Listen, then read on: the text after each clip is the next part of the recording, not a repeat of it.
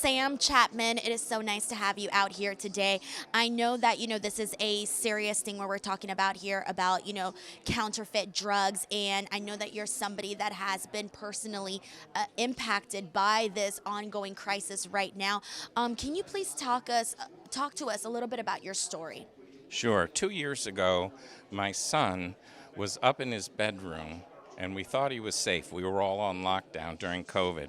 But he had on Snapchat found a dealer, or the dealer found him and presented a colorful drug menu from which he selected something. And the dealer delivered to our house a lethal dose of what he thought was a medicine, and it turned out to be fentanyl. We found him dead on the floor. I had to try and resuscitate him. We did not have any naloxone, didn't know about Narcan at that time, and I failed at resuscitating him. The EMTs showed up and they tried and failed, and we put the word out on Instagram about what had happened to us, and the media picked it up. And detectives showed up the next day and started treating it like a murder investigation. And that was something that the Santa Monica police learned on our case, which is you have to treat drug overdoses as if they are a murder crime scene lately because of fentanyl poisoning. Because so many of these deaths are not, in fact, a drug addict, but what we call a poisoning, someone who took one pill, and one pill can kill these days. So first of all, I want to say that I'm very sorry to hear that because, that is literally every parent's worst nightmare. And, you had to go through that and you had to live it. And I do want to ask you because you did mention, how this happened to your son. Tell us a little bit about your son and, the kind of person that he was. So Sammy was 16, now forever 16. He was a football player, a very good student, was in high school, and, was locked up, like so many kids, online, doing their schoolwork, but also getting in trouble together. And these dealers are networking on Snapchat, which has turned into the dark web for children. Because the snaps disappear, kids feel like they can get on there and bully or get drugs or do whatever their parents don't want them to do, and it's just going to disappear. So he found the drugs on Snapchat and died from social media.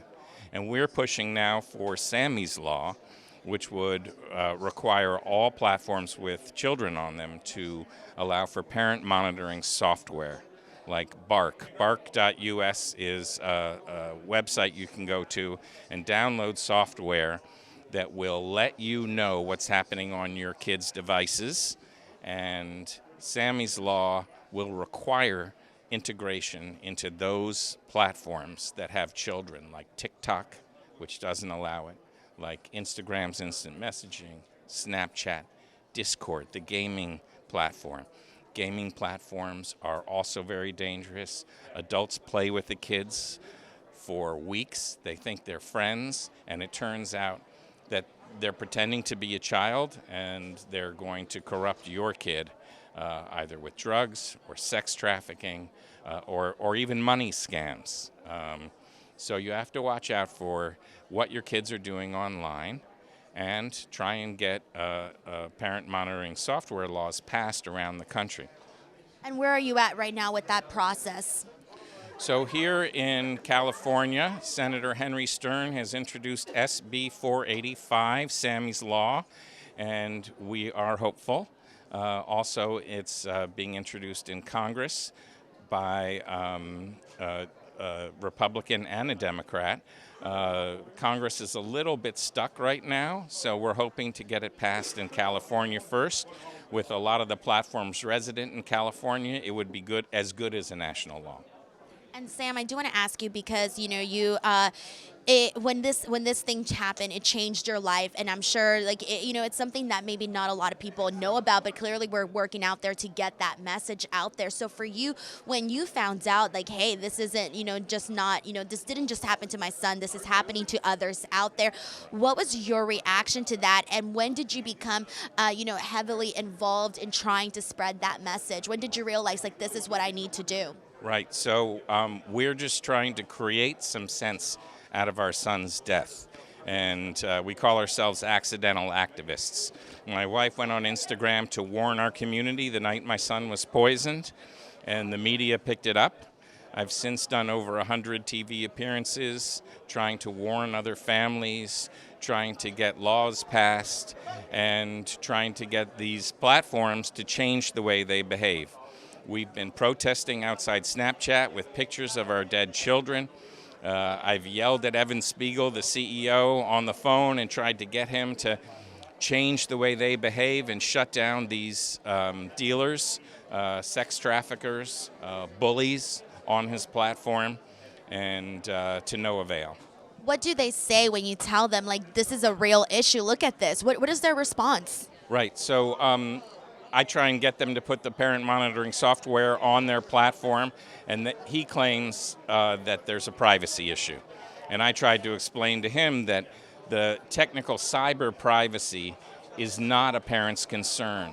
The privacy that a child gets should be determined by the parent based on the maturity of the child and what they feel they can handle. And Snapchat is getting in the middle of that with the way their platform functions with the disappearing snaps, etc. Let's just say we didn't get a warm reception from Snapchat. What they did was they found a family like ours, co-opted them into making a public service announcement and play it on Snapchat when people type in the word fentanyl. So they've taken the education approach, which, it's like the warning on the pack of cigarettes. It's sort of ironic that the person who's killing you is going to warn you when they could just stop what's happening. And my last question for you is, what is the main, you mentioned you've been doing hundreds of interviews and you've spoken to a lot of people. What is the main thing that you want to get across right now to both kids or parents or anybody who is watching this? Right. So Narcan is scheduled to go over the counter, maybe even tomorrow the FDA may announce it. So once and if that is announced, everyone should rush out and buy Narcan for their homes, for their schools, for their camps, for the auditoriums, and make sure, like we have defibrillators, that we have a cure for this poison waiting where children are and where big crowds are. Thank you so much for everything that you're doing and for getting the message out there and taking some time to chat with me today. Thank you very much. Thank you.